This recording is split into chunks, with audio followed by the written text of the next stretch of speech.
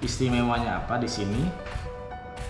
Karena dari sini sangat memudahkan kita ya untuk melakukan pengukuran. Misalkan kita milih wiringnya seperti apa. Ini tersedia 1 pas 2 wire, 1 pas 3 wire, 3 pas 3 wire 2 measurement, 3 pas 3 wire 3 measurement, 3 pas 4 wire, 3 pas 4 wire 5E gitu. Untuk PEKI 3198 sudah dilengkapi dengan standar kelas A, standar internasional. Jadi sudah certified ya, dan juga sudah memenuhi standar dalam pengukuran, sudah kredibel.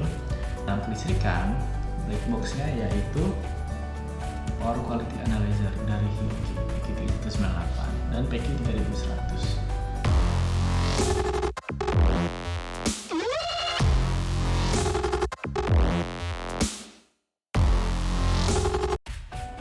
Halo guys, balik lagi ke channel Sentral Elektrindo Mandiri. Nah, pada kesempatan kali ini kita akan unboxing ya dan membahas secara singkat Power Quality Analyzer dari Hioki dengan tipe PEKI 3198/94. Oke, di depan saya ini udah ada unitnya ya, PEKI 3198/94 Power Quality Analyzer dari Hioki. Mari kita unboxing. Di dalam paket ini ada apa aja sih?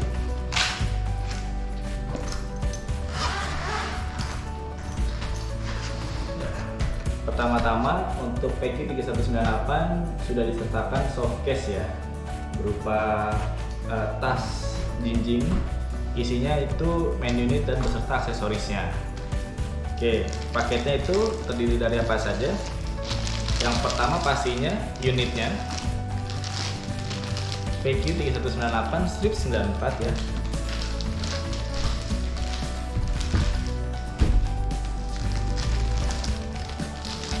Manual book, measurement guide, dan juga ada CD ya.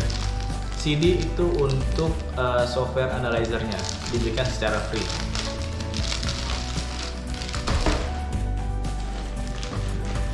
Dan juga tadi saya mention -94/94 itu artinya apa? 94 itu adalah paket dari pembelian untuk mendapatkan current sensor 7045 fleksibel ya, dengan range hingga 6000 ampere.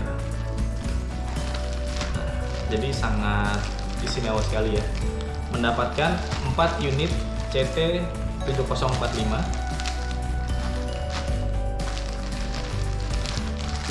Karena memang untuk PEKI 3198 ini dia terdiri dari 4 channel ya. Tentunya voltage cord, torque tegangan itu tersedia 8 unit ya. Merah, biru, kuning, abu-abu, dan hitam ada 4. Hitam ini untuk netral biasanya. Oke. Alligator clip, baterai pack, sudah mendapatkan baterai pack juga ya. Ini tahan sampai 3-4 jam ya, kurang lebih ya. AC adapter,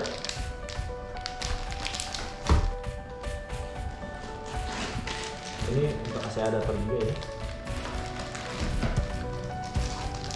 Nah, ini mendapatkan patch cord ya, untuk paralel di netral biasanya. Untuk istilahnya tuh yang satu line dia jadi tidak terlalu banyak membutuhkan voltage cord yang tadi ya, jadi tinggal di paralel aja gitu. Misalkan kita menggunakan line apa, tiga pas, 3 pengukuran dan lain sebagainya gitu. Jadi supaya untuk memperingkas ya, kabelnya juga tidak terlalu banyak gitu. Mendapat 3 buah set patch cord,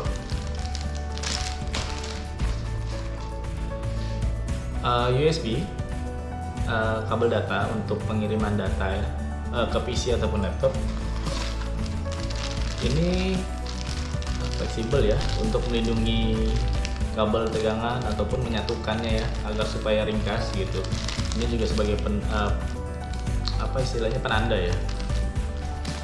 Oke, ini strapnya ya, strap supaya unit ini dapat dikalungkan ya. Jadinya nanti bisa digunakan gitu, dikalungkan. Nanti akan saya kurang lebih demonstrasikan untuk penggunaannya. Dan juga pastinya sudah disertakan memory card berukuran 2 GB gitu. Oke, langsung saja kita coba demonstrasikan secara sederhana ya, secara singkat apa itu PQT 198. Oke, udah beres ini, udah enak buat ini ya, demonstrasikan ya. Nah, di depan saya sudah ada PQT 198. Saat ini saya menggunakan power dari AC ya, AC adapter ya, jadi tidak menggunakan baterai. Oke, saya coba jelaskan secara tombol-tombol dahulu ya. Nah, pertama di sini, ini tab menunya ya. Jadi untuk menu, misalkan sistem, ini untuk sistem apa, nanti sambil saya demonstrasikan juga. Kayak misalkan kita memilih settingan wiring diagramnya seperti apa, nanti juga ditunjukkan wiring diagramnya seperti apa untuk memandu kita ya, untuk memudahkan kita pemasangan port. Terus ini untuk tombol untuk menu-menu view seperti grafiknya, data-datanya yang ketika sudah pengukuran itu seperti apa. Ini time plotnya, dan ini list event.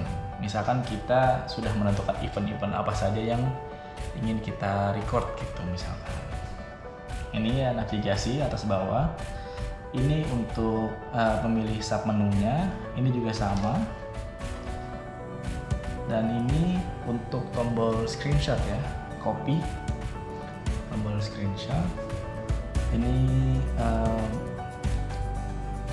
menu eventnya, ini untuk escape atau kembali, data reset setelah dilakukan setelah kita melakukan recording ya, data reset untuk kembali dan start stop. Oke, nanti sambil berjalan waktu ya. Lalu di atasnya ini portnya tersedia apa saja? Tersedia untuk AC itu sebenarnya tersedia 4 channel. Nah, khusus untuk channel 4 spesial, dia bisa AC ataupun DC dan dia terpisah ya. Ini merah, kuning, biru, FST biasanya, dan ini untuk netralnya ya, biasa digunakan ya. Terus juga karena juga ada 4 channel. Oke, sama ini juga biasanya hanya opsional saja digunakan, misalkan ketika digunakan di 4 channel ataupun di DC gitu. Oke, lanjut ke di sini dia hanya ini saja ya, power, dan ini on off. Oke, dan ini untuk strap yang tadi ya, ketika kita mau mengkalungkan dengan ininya ya, unitnya dikalungkan dengan strap yang tadi, belt yang tadi. Oke, di sini ada apa saja? Ini slot untuk SD card. SD card ya bentuknya, bukan micro SD. Terus ini untuk USB, kabel data. Ini untuk LAN. Gunanya LAN ini untuk apa? Supaya kita bisa nge-remote ya, nge-remote dari jarak jauh. Misalkan unitnya ini ada di ruang panel, nah atau di panel gitu kan, di panel yang mau kita ukur, kita bisa nge-remote-nya dari ruang server. Bisa, asalkan terhubung dalam satu jaringan LAN ya, dan IP-nya kita sesuaikan gitu, gateway-nya, IP address-nya gitu. Kita bisa nge-remote dari jarak jauh. Even dalam beda kota sekalipun bisa kita lakukan, asalkan dalam satu jaringan yang sama itu tadi. Oke, ini untuk RS232-nya, dan ini untuk event ya, output ya, opsionalnya gitu. Bawah tidak ada, dan ini untuk letak baterainya, dibuka gitu, dicolokkan. Oke, kurang lebih tampilan secara fisik seperti itu. Langsung saja kita nyalakan. Oke, booting.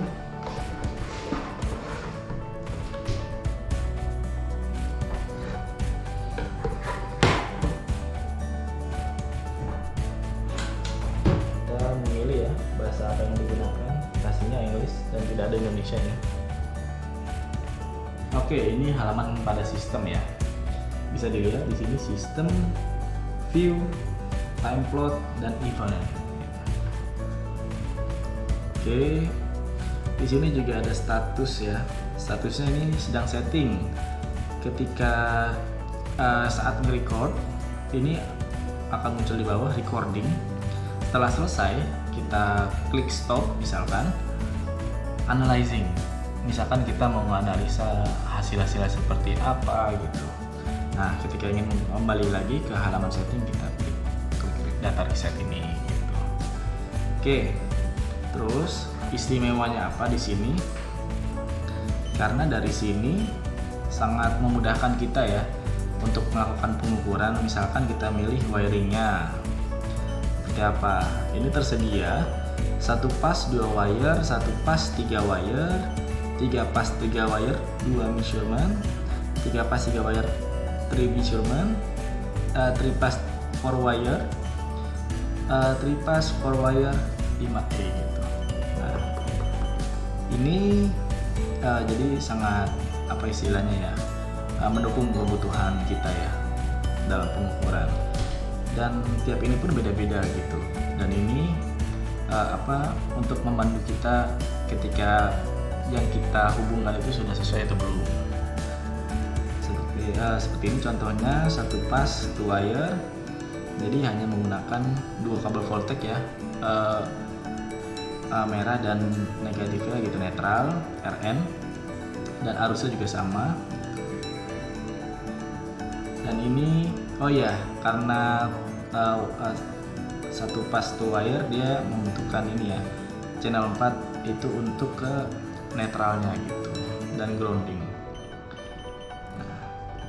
dan lain sebagainya gitu.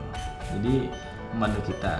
Misalkan kita ada salah terhubung, nanti di sini akan istilahnya memberitahu kita dari faktornya ya, pasornya ya. Ini untuk tegangan, ini untuk arus. Jadi nanti akan diberitahu gitu. Ini ada yang salah dari grafiknya, dari pasar ini akan menginfokan ke kita gitu. Misalkan ada yang kebalik atau bagaimana RSE-nya gitu, dan lain sebagainya. Oke. Dan ini current sensornya. Kita juga menyediakan berbagai tipe ya current sensor, dari ukuran yang kecil maupun hingga 6000 ampere. Oleh karena itu dari Hioki juga, karena banyaknya pilihan current sensor, kita ini tentukan pilih yang mana nih gitu, supaya sesuai juga. Kalau misalkan ini nggak sesuai, dia nggak bisa. Misalkan di yang ini yang kita pakai 7045 6 ampere, 6000 ampere. Oke, dipilih. Dan ini misalkan channel 4 nya, kalau misalkan nggak dipakai ya diabaikan saja, nggak apa-apa. Oke, dan ini misalkan kita ke panel sekunder gitu, kita setting ya, VT ratio dan CT rasionya seperti apa gitu. Ini juga sangat memudahkan kita ya, misalkan kita mengukur di panel sekunder. Oke, lanjut. Nah, untuk settingnya di sini, klik di sini. Ini untuk DF1, DF2 dan DF3 dan sebagainya gitu. Dan ini untuk opsi yang di bawah sini gitu ya. Terbayang ya. Oke, misalkan lanjut ke main. Nah, ini juga kurang lebih sama, cuman dia tidak ada panduannya ya. Misalkan dia settingan seperti apa, ini untuk lebih detailnya ya gitu. Tapi untuk panduannya di halaman yang awal tadi. Nah, ini kalau misalkan istilahnya kita membutuhkan VT ratio, kita setting di sini. Seperti itu. Nah, ini kalau channel 4 tidak digunakan, di off kan saja. Mau di on kan juga nggak masalah sih. Oke, di off kan saja. Frekuensinya ya, kita mau milih 60 atau 400 Hz. Lanjut di settingan recording. Nah, ini juga memudahkan kita ya. Jadi recording items kita bisa setting power dan harmonik atau power aja. Ini menentukan besarnya kapasitas memori yang digunakan gitu. Jadi kalau misalkan all data pastinya lebih banyak membutuhkan kapasitas memori ya dibandingkan hanya power saja gitu. Nah, ini template-nya tersedia di 150 cycle ya. Jadi sangat cepat gitu. Ini per 1 second, 3 second, hingga dia per 2 jam. Dan pastinya semakin kecil cycle atau secondnya, semakin membutuhkan memakan memori yang besar juga gitu. Dan juga dia nanti ada kalkulasinya nih di sini nih. Misalkan memori yang kita pakai berapa. Nah, ini karena saya nggak menggunakan memori ya, jadi SD card-nya error gitu. Nah, nanti tersedia itu sampai berapa nih yang bisa kita simpan, berapa hari ataupun waktunya berapa lama yang bisa kita simpan, itu dari yang kita pilih ini gitu. Dia mengkalkulasi sendiri gitu kurang lebih. Oke, lanjut di selanjutnya. Ini di settingan event. Event ini untuk voltage yang pertama. Event ini apa? Jadi kalau misalkan kita nggak ngeset event, si alat ini akan nge-record semua data secara raw ya, secara kasar gitu. Dia tidak ada notifikasi apapun gitu. Nah, tapi kalau misalkan kita ngeset eventnya, misal sebut aja frekuensinya di ambang segini ya, misalkan di 4 Hz. Di atas ambang sini atau di bawahnya dia akan memberikan notifikasi di software gitu. Akan menunjukkan titiknya di mana aja dan kapan saja gitu. Detailnya, waktunya itu tersedia juga ya. Jadi sangat memudahkan kita dalam menganalisa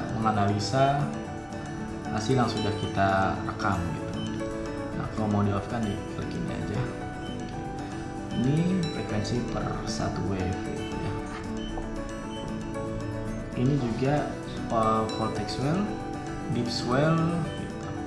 Juga bisa diukur interruption, transient, dan nanti di kolom sini ya atau di kiri saya itu nanti akan saya jabarkan apa saja nih event-event yang bisa direcord gitu, supaya untuk memudahkan ya, agar teman-teman juga lebih mudah untuk mengingatnya.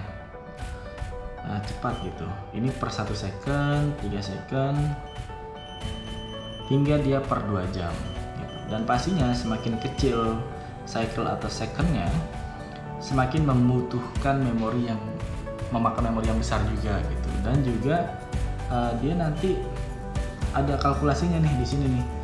Misalkan memori yang kita pakai berapa. Nah, ini karena saya nggak menggunakan memori ya, jadi SD card-nya error gitu. Nah, nanti tersedia itu sampai berapa nih yang bisa kita simpan, berapa hari ataupun waktunya berapa lama yang bisa kita simpan, itu dari yang kita pilih ini gitu. Dia mengkalkulasi sendiri itu kurang lebih. Oke, lanjut di selanjutnya. Ini di settingan event. Event ini untuk voltage yang pertama. Nah, event ini apa? Jadi kalau misalkan kita nggak ngeset event, si alat ini akan nge-record semua data secara raw ya, secara kasar gitu. Dia tidak ada notifikasi apapun gitu. Nah, tapi kalau misalkan kita ngeset eventnya, misal sebut aja frekuensinya di ambang segini ya, misalkan di 4 Hz. Di atas ambang sini atau di bawahnya dia akan memberikan notifikasi di software gitu. Akan menunjukkan titiknya di mana aja dan kapan saja gitu. Detailnya, waktunya itu tersedia juga ya. Jadi sangat memudahkan kita dalam menganalisa hasil yang sudah kita rekam gitu. Nah, kalau mau di off kan di klik ini aja. Ini frekuensi per 1 wave gitu ya. Ini juga voltage swell, deep swell gitu.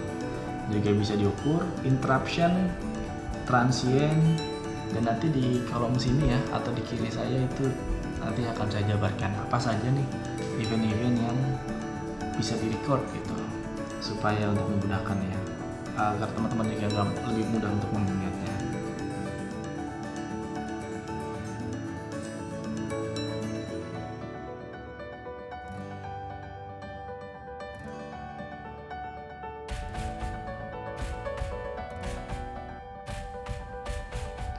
Oke, lanjut.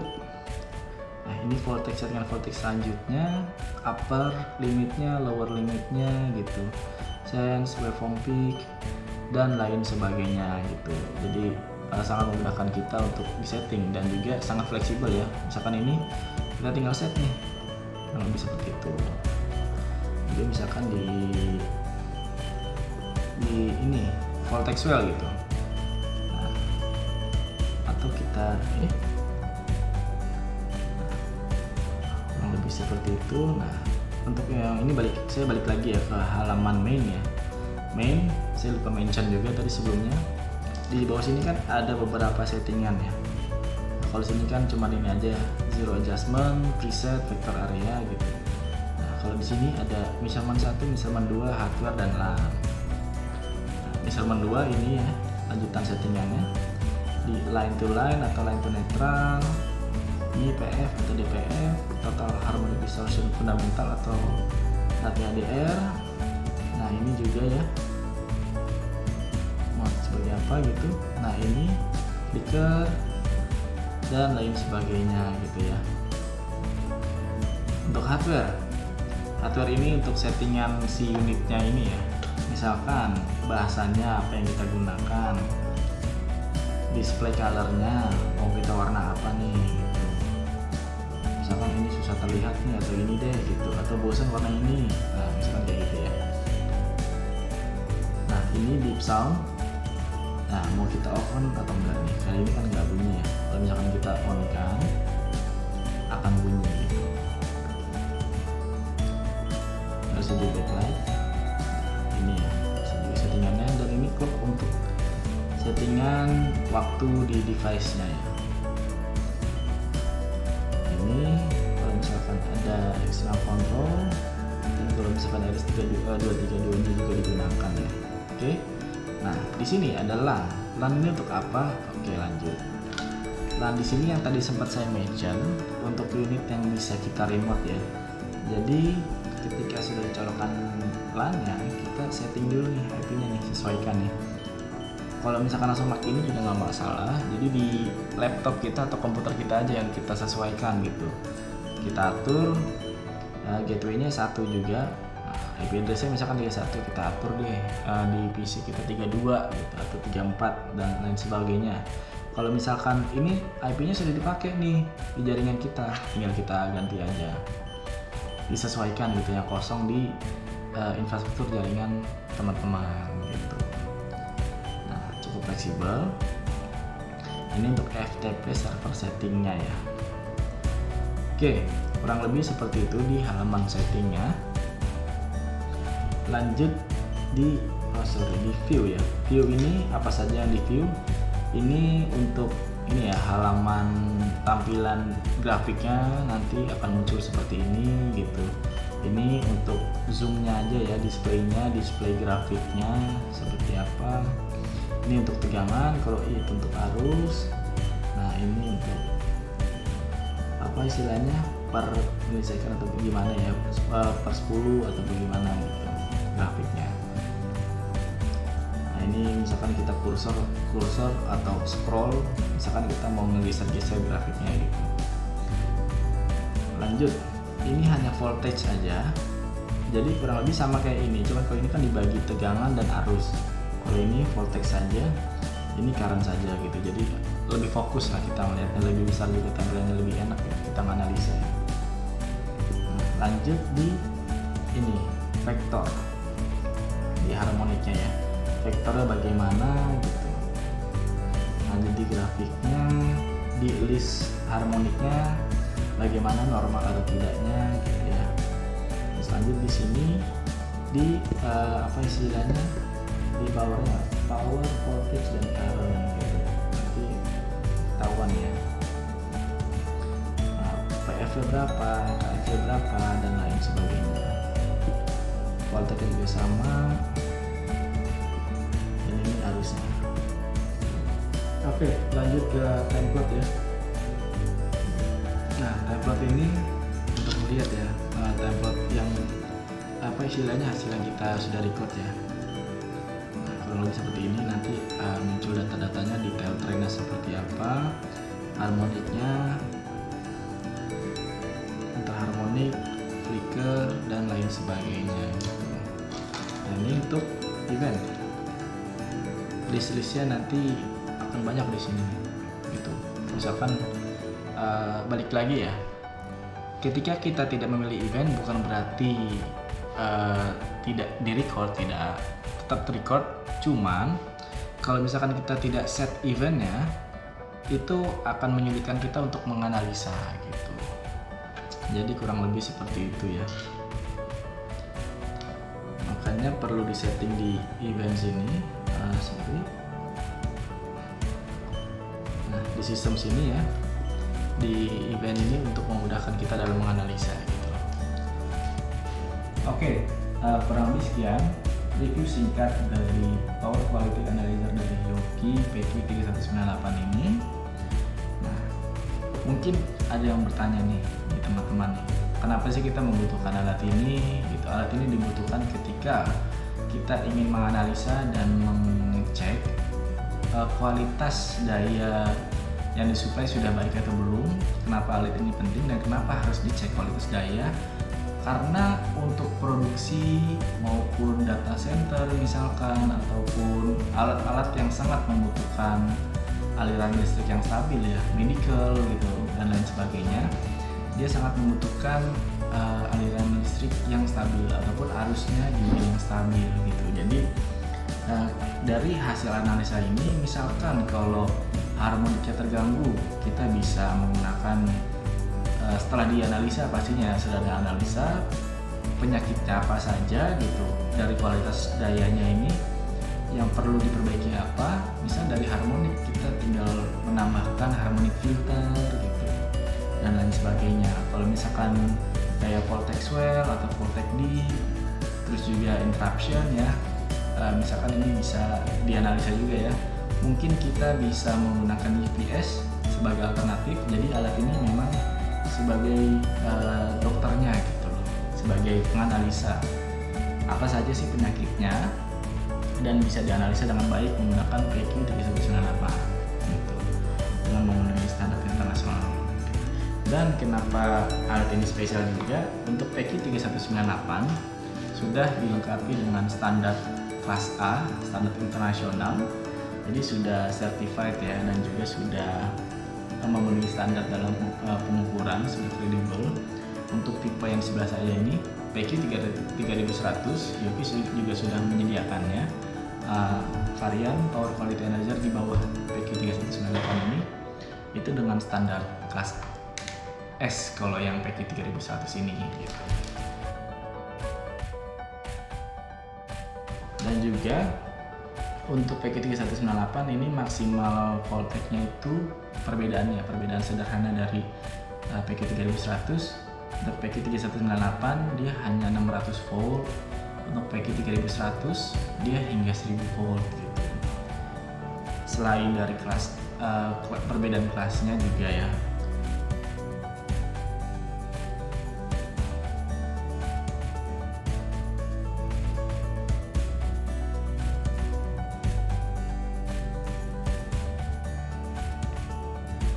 Dan juga jika kita analogikan PQA Power Quality Analyzer ini sebagai black box ya dalam pesawat. Misalkan amit-amit terjadi musibah pesawat, kan yang dicari itu black boxnya.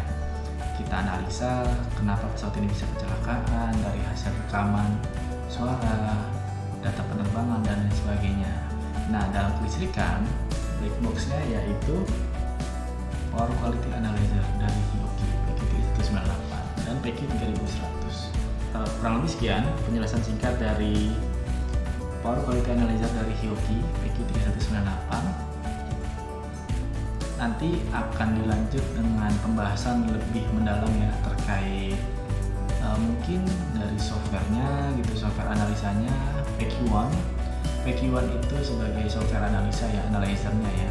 nanti seperti apa, data apa saja sih yang ditampilkan, dan lain sebagainya gitu. Misalkan nanti mungkin juga bisa kita lakukan demonstrasi misalkan menggunakan dengan simulator nanti ketika mengukur seperti apa. Nah, oleh karena itu jika kalian merasa video ini bermanfaat, sangat boleh untuk share video ini ke rekan, kerabat, kolega kalian yang membutuhkan alat ini ataupun membutuhkan referensi dari PQ analyzer ya, paru quality analyzer dari Hioki ternyata punya loh, dan alatnya cukup oke gitu, bukan cuma cukup, sangat bagus gitu, sangat oke gitu. Kenapa sangat bagusnya? Kurang lebih seperti yang tadi saya sudah kita bahas ya gitu.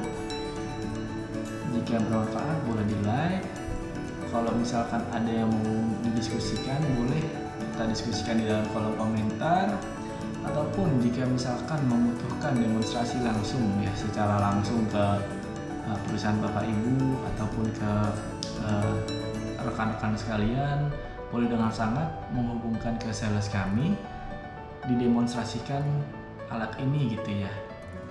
Untuk ke tempat bapak sangat boleh gitu. Nanti boleh diskusikan lewat komentar ataupun lewat info yang di description. Nah nanti detail ya infonya gitu, hubungin kemana gitu ya. Oke, kurang lebih sekian. Untuk tahu lebih detailnya boleh di subscribe agar tidak ketinggalan video berikutnya. Untuk video simulasi-simulasi yang lain ataupun simulasi dari software analyzer PQ3198 ini ataupun 3100 ya dari PQ1, nanti boleh di istilahnya di subscribe dan juga dihidupkan loncengnya agar tidak ketinggalan video-video berikutnya. Jika ada kekurangan saya mohon maaf, dan untuk masukan ataupun kritik dan saran boleh ditambahkan di kolom komentar ya. Oke, terima kasih dan sampai jumpa selanjutnya di video-video yang lain. Bye bye.